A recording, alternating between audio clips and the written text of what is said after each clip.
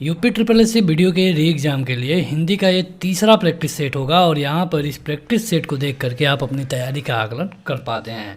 शुरू करते हैं। पहला क्वेश्चन आपकी स्क्रीन पर आ चुका है कि भूगोल का विलोम आपको बताना है। भूगोल का विलोम इनमें से क्या होगा। यहाँ पर इस वीडियो में 25 क्वेश्चन आएंगे। आपको हर एक क्वेश्चन का उत्तर देने के लिए लगभग 2 सेकंड मिलेगा। उसी दौरान आपको अपना उत्तर कमेंट करके बताना है। यहाँ पर देखिए भूगोल के बारे में पूछा गया है और इसका मतलब होता है इसका उल्टा खगोल। भूगोल का उल्टा क्या होगा? खगोल। अगला क्वेश्चन है कि उसने टेढ़ी चाल चली। इस वाक्य में कौन सा कारक है? उसने टेढ़ी चाल चली। उसने, तो यहाँ पे ने है, ठीक। तो कर्ता ने होता है, कर्म को होता है, कर्ण से होता है, संप्रदान के लिए, आपादान से अलग, संबंध का आगे की, इस तरह होता है। यहाँ पे कर्ता कारक होगा।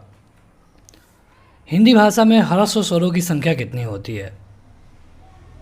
ये क्वेश्चन बहुत बार पूछा गया है। तो ये होती है 4। मतलब कि जो छोटे वाले होते हैं अ, ई, उ और ए, उनको हम कहते हैं ह्रस्व स्वर। यहाँ पर देखिए एक पैराग्राफ है और इसको पढ़ करके इसके सामने जो प्रश्न आएंगे उनका उत्तर देना होता है। तो डॉक्टर राम कुमार वर्मा ने ऐतिहासिक अपठित गद्यांश एवं समस्यामूलक एकांकियों की रचना की। उनके एकांकियों का मूल स्वर आदर्शवादी है। प्रेम, सेवा, उदारता, त्याग और बलिदान की भावनाओं से ओतप्रोत इन ऐतिहासिक एकांकियों में भारत के अतीत गौरव को प्रस्तुत करते हुए राष्ट्रीयता की भावना जगाने का प्रयास किया गया है।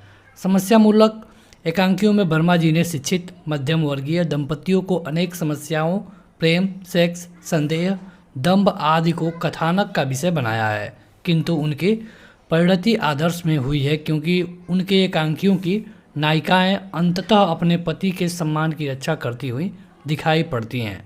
यथा रेशमी टाई की ललिता और एक्ट्रेस एकांकी की नायिका प्रभात कुमारी।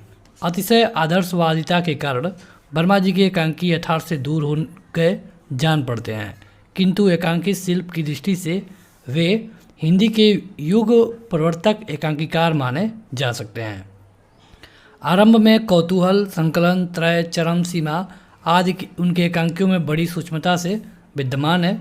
रंग मचीता एवं अभिनेता के गुणों से भी उनके एकांकी संपन्न है तथा उनमें सरसता के साथ साथ शिल्प की प्रौढ़ता भी विद्यमान है। वस्तुतः एकांकी कला को चरम यौवन पर पहुंचाने का श्रेय डॉक्टर राम कुमार वर्मा को ही जाता है।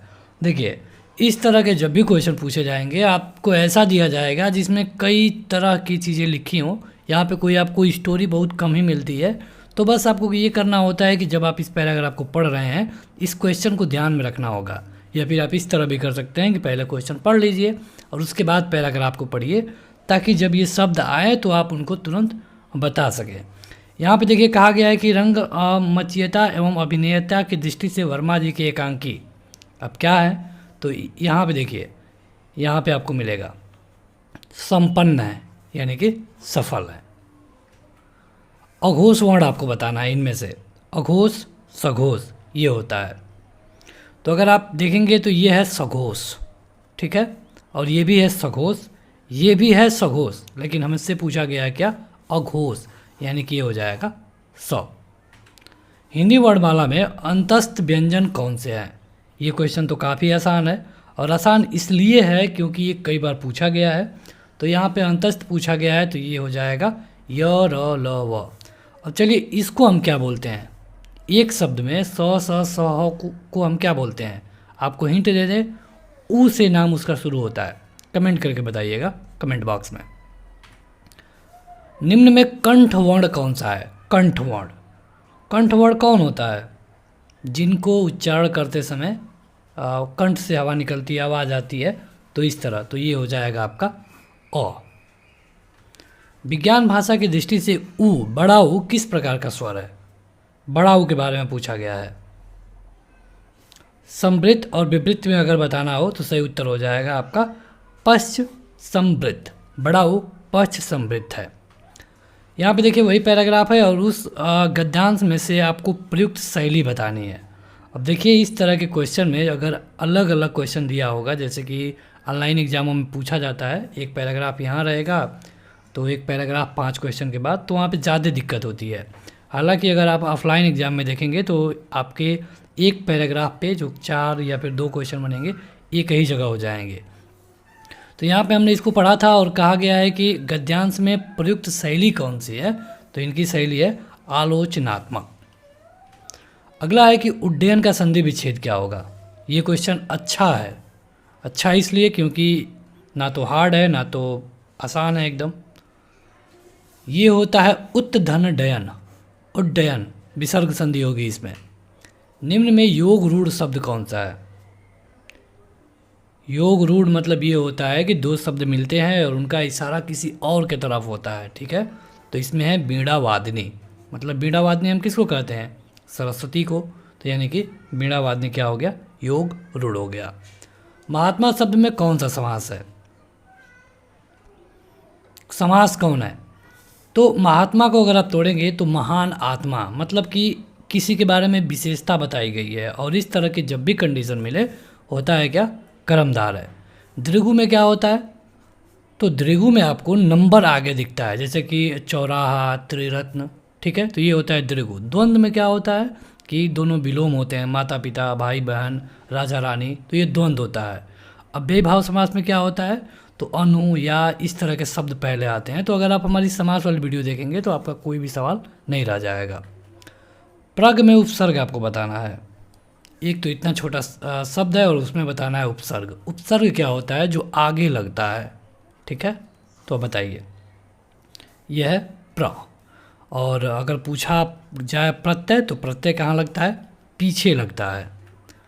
निम्न प्रश्नों में 4 विकल्प दिए गए हैं और आपको उनका चयन करना है जो कि तद्भव रूप में है। तद्भव क्या होता है, तो तत्सम और तद्भव। अब तत्सम मतलब कि ऐसे शब्द जो कि संस्कृत से थोड़ा बहुत चेंज करके या फिर सेम टू सेम ले लिए गए हों। तद्भव मतलब कि इनका मतलब, जिसको हम एक हिंदी में कन्वर्ट करके पढ़ते हैं।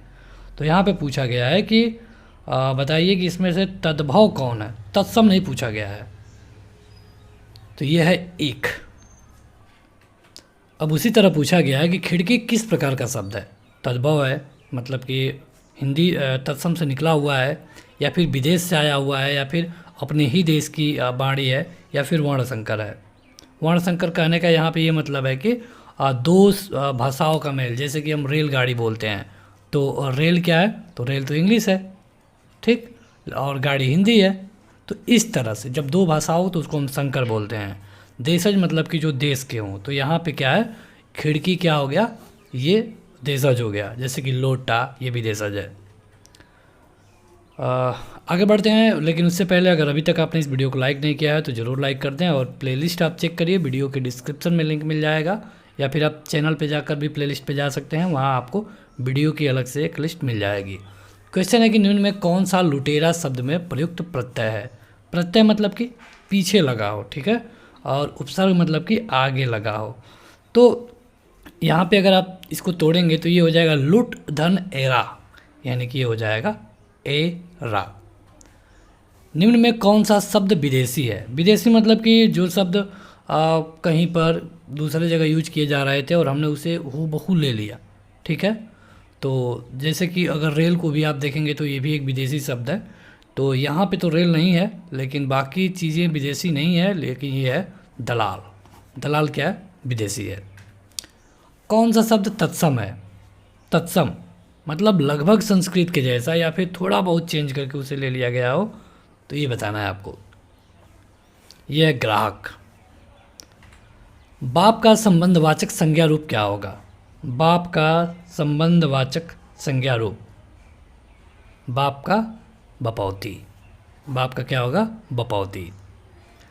निम्न में सर्वनाम शब्द कौन सा है। सर्वनाम क्या होता है, जो कि संज्ञा की जगह पे प्रयोग किए जाते हैं। तो यहाँ पे आपको बताना है सर्वनाम शब्द, तो ये होगा कुछ, ठीक है। इसके अलावा बाकी कोई सर्वनाम नहीं है। फिर से वही पैराग्राफ, और यहाँ पे बताना है कि डॉक्टर राम कुमार वर्मा के एकांकियों का मूल स्वर क्या है। मूल स्वर आपसे पूछा गया है। तो यहाँ पे अगर आप देखेंगे तो एक जगह पे आदर्शवादी की बात की गई थी, यहाँ पे देखिए स्टार्टिंग में। तो अगर आप क्वेश्चन पहले पढ़ लेंगे तो आप पैराग्राफ जब पढ़ेंगे तो आपके उत्तर मिलते जाएंगे, ठीक है। और ज़्यादा अगर कॉम्प्लिकेटेड हो, मतलब कि ज़्यादा हार्ड हो, तो आपको 2 बार करना होगा। पहले एक बार पैराग्राफ को पढ़िए, फिर क्वेश्चनों को पढ़ लीजिए, और फिर एक बार पैराग्राफ को पढ़िए, आपके उत्तर मिलते जाएंगे, कहीं पर कोई दिक्कत नहीं होगी। विशेषण बताना है आपको। विशेषण मतलब कि जो विशेषता बताते हो।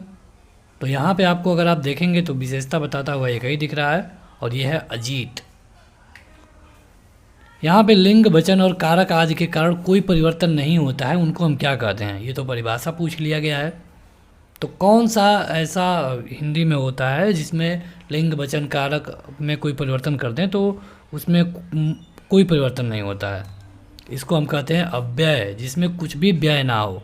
अगर उसका लिंग बदल देंगे तब भी कोई दिक्कत नहीं है, वचन तब भी कोई दिक्कत नहीं है, तो ये होता है अव्यय। ये क्वेश्चन काफ़ी महत्वपूर्ण है, कई बार पूछा जा चुका है।